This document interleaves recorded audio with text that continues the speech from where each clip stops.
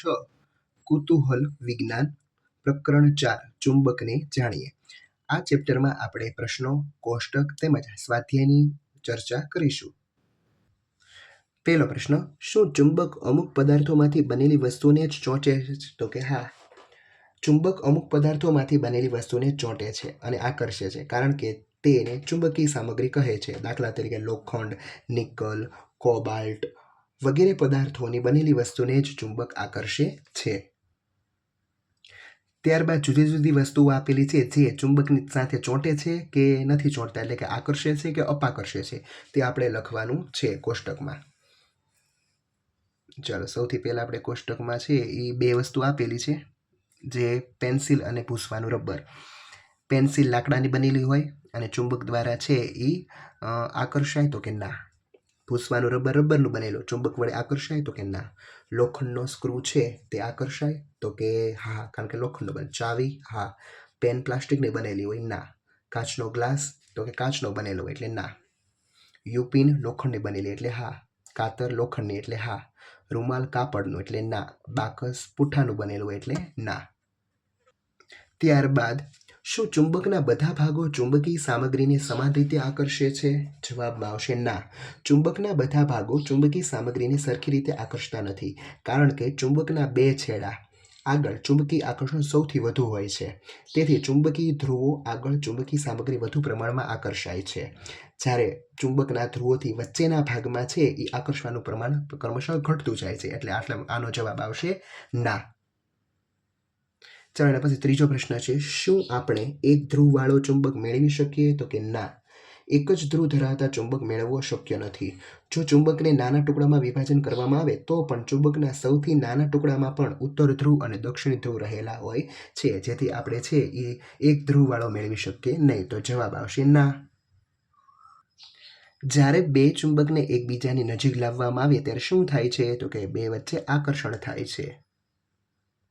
ચાલો, એના પછીનું કોષ્ટક આપણે જોઈએ કે લાકડું, પૂઠું, પ્લાસ્ટિક અને કાચ. હવે આ બિનચુંબકીય પદાર્થો છે, તો એના દ્વારા છે એ ચુંબકની અસરનું અવલોકન આપણે નોંધીએ. તો ચુંબકીય અસરનું તમે અવલોકન નોંધો તો એમાં વિચલન થશે નહીં, કારણ કે લાકડું, પૂઠું, પ્લાસ્ટિક અને કાચ છે એ લોખંડ સાથે ચોંટશે નહીં, એટલે આકર્ષવાનો ગુણધર્મ ધરાવે નહીં. એટલે કે બિનચુંબકીય પદાર્થો છે એટલા માટે. હવે આપણે સ્વાધ્યાય જોઈશું. ચાલો મેળવેલ જ્ઞાનને સમૃદ્ધ બનાવીએ, એટલે કે પ્રકરણ 4નો સ્વાધ્યાય. પહેલો પ્રશ્ન, ખાલી જગ્યા પૂરો.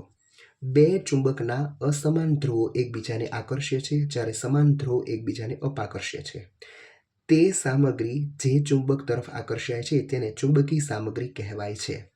હોકાયંત્રની સોય ઉત્તર અને દક્ષિણ દિશામાં જ સ્થિર થાય છે. ચુંબકમાં હંમેશા બે ધ્રુવો હોય છે. ચાલો, એના પછી ખરા ખોટા આપેલા છે. પહેલું, કોઈ ચુંબકને ટુકડાઓમાં તોડીને એકમાત્ર ધ્રુવ મેળવવો શક્ય છે? ખોટું. ચુંબકના સમાન ધ્રુવો એકબીજાને અપાકર્ષે છે? સાચું. જ્યારે કોઈ ગજિયા ચુંબકને લોખંડના ભૂકા સાથે લાવવામાં આવે છે ત્યારે મોટાભાગનો લોખંડનો ભૂકો તેના મધ્ય ભાગમાં ચોંટી જાય છે? ના, મધ્ય ભાગમાં ચોંટે નહીં. મુક્તપણે લટકાવવામાં આવેલો ગજિયો ચુંબક હંમેશા ઉત્તર દક્ષિણી દિશામાં જ સ્થિર થાય છે? તો કે સાચું. પ્રશ્ન નંબર 3, કોલમ 1માં ચુંબકના ધ્રુવને બીજા ધ્રુવની નજીક મૂકવામાં આવે છે તેવી જુદી જુદી સ્થિતિઓ દર્શાવવામાં આવી છે. કોલમ બીની વિવિધ પરિસ્થિતિઓ માટે તેમની વચ્ચેની સરખામણી આંતરક્રિયા સૂચવે છે. ખાલી જગ્યા પૂરો. ચાલો, કોલમ 1 એટલે કે નોર્થ અને નોર્થ, એટલે કે સમાન ધ્રુવ વચ્ચે અપાકર્ષણ. હવે નોર્થ અને સાઉથ બીજું છે, નોર્થ અને સાઉથ વચ્ચે આકર્ષણ થાય. પછી સાઉથ અને નોર્થ વચ્ચે પણ આકર્ષણ થાય. અને સાઉથ અને સાઉથ એટલે કે બે સમાન ધ્રુવ વચ્ચે અપાકર્ષણ થશે. ચોથો પ્રશ્ન, અથર્વે એક પ્રયોગ કર્યો. તેમાં તેણે ગજ્યો ચુંબકને લઈને યુપિનના ઢગલા પર ફેરવ્યું. તમારા મતે કોષ્ટકમાં આપેલા વિકલ્પમાં કયું સાચું હોઈ શકે? તો કે પહેલું છે એ સાચું છે. શું કામ? કારણ કે જો અહીં એ અને સી બે ધ્રુવો વચ્ચે સૌથી વધુ યુપિન ચોંટશે, કારણ કે તે એના છેડા છે, જ્યારે બી તેનો વચ્ચેનો ભાગ છે જ્યાં નબળું હશે, એટલા માટે ત્યાં ચોંટશે નહીં. તો અહીં જો એ અને સીમાં 10-10 છે, અહીં 10 છે, અહીંયા 2 છે, આ તો આવે જ નહીં. અહીં 2 અને 10 આ પણ ન આવે. આ આવી શકે, પરંતુ અહીંયા સ્થાન બી પર પણ 10 છે પિન, તો સ્થાન બી ઉપર તો છે એ ચુંબકીય બળ નબળું હોય, એટલા માટે અહીંયા 2 આવશે, એટલે કે એ છે એ સાચું છે. ચાલો 5મો પ્રશ્ન. રેશમાએ બજારમાંથી 3 એકસરખા દેખાતા ધાતુના સળિયા ખરીદ્યા. આ સળિયામાંથી 2 ચુંબક હતા અને માત્ર એક જ લોખંડનો ટુકડો હતો. તે કેવી રીતે ઓળખશે કે આ 3માંથી ક્યાં 2 ચુંબક હશે? ચાલો જોઈએ આનો જવાબ. ચાલો એમાંને પહેલી રીત, કોઈ પણ 2 સળિયા લો, તેમને એકબીજાની નજીક લાવો. જો તેઓ પરસ્પર આકર્ષે તો બંને ચુંબક છે, અથવા એક ચુંબક અને બીજો લોખંડનો સળિયો છે. ચાલો બીજી રીત જોઈએ. હવે ત્રીજો સળિયો લઈ તેને અગાઉ લીધેલા 2 સળિયાની વારાફરતી એક એકની નજીક લાવો. જો આ ત્રીજો સળિયો બંને સળિયાને આકર્ષે પરંતુ કોઈ સાથે અપાકર્ષે નહીં, તો તે લોખંડનો સળિયો છે, કારણ કે લોખંડ ચુંબક વડે આકર્ષાય છે પરંતુ અપાકર્ષતું નથી. અન્ય 2 સળિયા જે અપાકર્ષણ ધરાવે છે અથવા પરસ્પર પ્રબળ આકર્ષણ ધરાવે છે તેઓ ચુંબકો છે, કારણ કે ફક્ત ચુંબકો જ પરસ્પર અપાકર્ષણ દર્શાવે છે. નિર્ણય: જે સળિયો અન્ય 2 સળિયા સાથે અપાકર્ષણ દર્શાવતા નથી અને ફક્ત આકર્ષણ દર્શાવે છે તે લોખંડનો સળિયો છે અને અન્ય 2 ચુંબકો છે. 6થો પ્રશ્ન. તમને એક ચુંબક આપવામાં આવ્યું છે, તેમાં ધ્રુવો ચિહ્નિત થયેલા નથી. તમે જેના ધ્રુવો ચિહ્નિત થયેલ છે તેવા બીજા ચુંબકની મદદથી તેના ધ્રુવો કેવી રીતે શોધી શકશો? ચાલો જોઈએ જવાબ. ઉત્તરમાં તમે લીધેલા ચુંબકના ધ્રુવને આપેલ ચુંબકના એક છેડાની નજીક લાવો.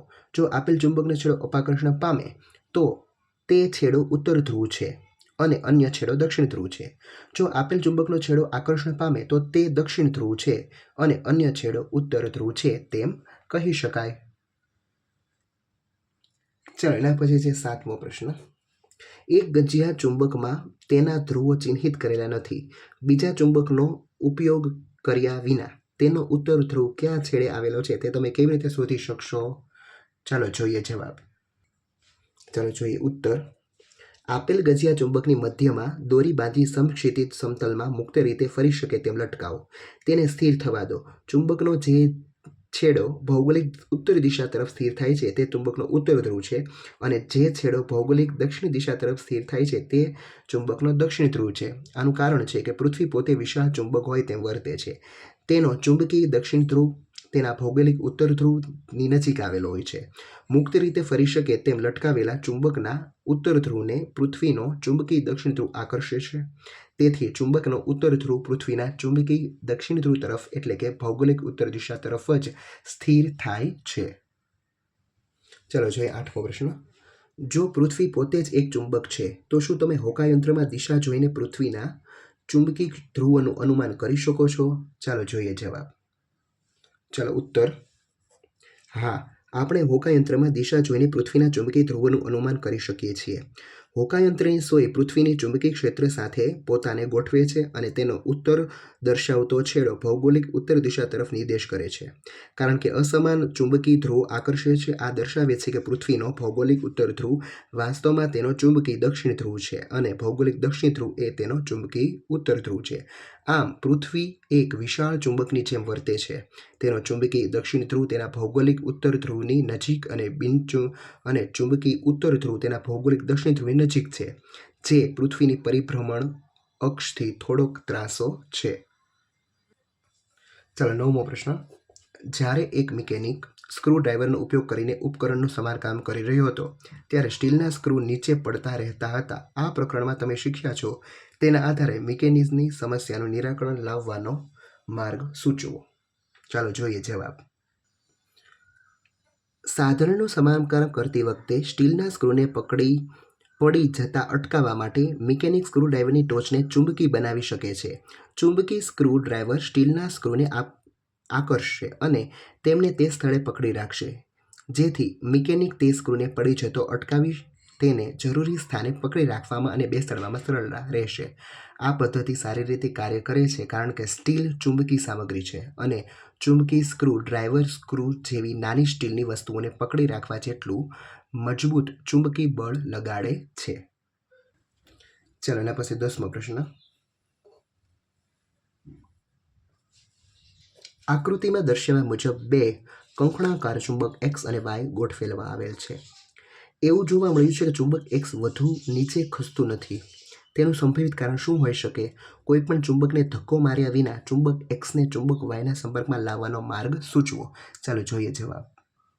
ચલો, બે કંકણાકાર ચુંબક હોય એમાં ચુંબક એક્સ વધુ નીચે ચુંબક વાય તરફ ખસતું નથી. તેનું સંભવિત કારણ છે કે ચુંબક એક્સ અને ચુંબક વાયના સમાન ધ્રુવો એકબીજાની સામે હોવા જોઈએ, જેથી ચુંબકીય અપાકર્ષણ થવાથી ચુંબક એક્સ અને ચુંબક વાય એકબીજાના સંપર્કમાં આવતા નથી. અથવા બીજું કારણ શું હોઈ શકે કે કોઈ ચુંબકને ધક્કો આપ્યા સિવાય ચુંબકને એક્સને ચુંબક વાયની સાથે સંપર્કમાં લાવવા માટે એક્સ ચુંબકને ઉલટાવી દેવું જોઈએ, જેથી અસમાન ધ્રુવો એકબીજાની સામે આવે. આને કારણે ચુંબકીય આકર્ષણ થવાથી ચુંબક એક્સ નીચે તરફ ખસશે અને ચુંબક વાય સાથે જોડાઈ જશે. ચલો, છેલ્લો પ્રશ્ન. આકૃતિમાં દર્શાવેલા આકારના સ્વરૂપે ટેબલ પર 3 ચુંબક ગોઠવાયેલા છે. ચુંબક 1, 2, 3, 4 અને 6 ના છેડા પર ધ્રુવીયતા N અથવા S પૈકી કઈ છે? તમને છેડા 5ની ધ્રુવીયતા આપવામાં આવી છે. ચાલો, અહીં તમને છેડા 5 નંબરે છે એની ધ્રુવીયતા તમને આપવામાં આવી છે કે આ N છે. ચાલો આપણે અહીંયા જ દર્શાવી. અહીં N છે એટલે અહીં S હોય. અહીં N છે, અહીં S હોય તો જ એકબીજાને ચોંટે. અહીં S છે એટલે અહીં N હોય. ચાલો, અહીં S અને અહીં N એટલે કે નોર્થ એટલે કે ઉત્તર ધ્રુવ, S એટલે સાઉથ એટલે કે દક્ષિણ ધ્રુવ.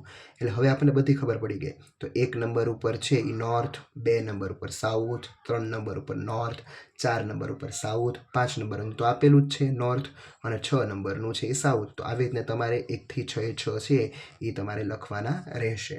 ચાલો, અહીં તમારું આ ચેપ્ટર પૂર્ણ થાય છે. Thank you.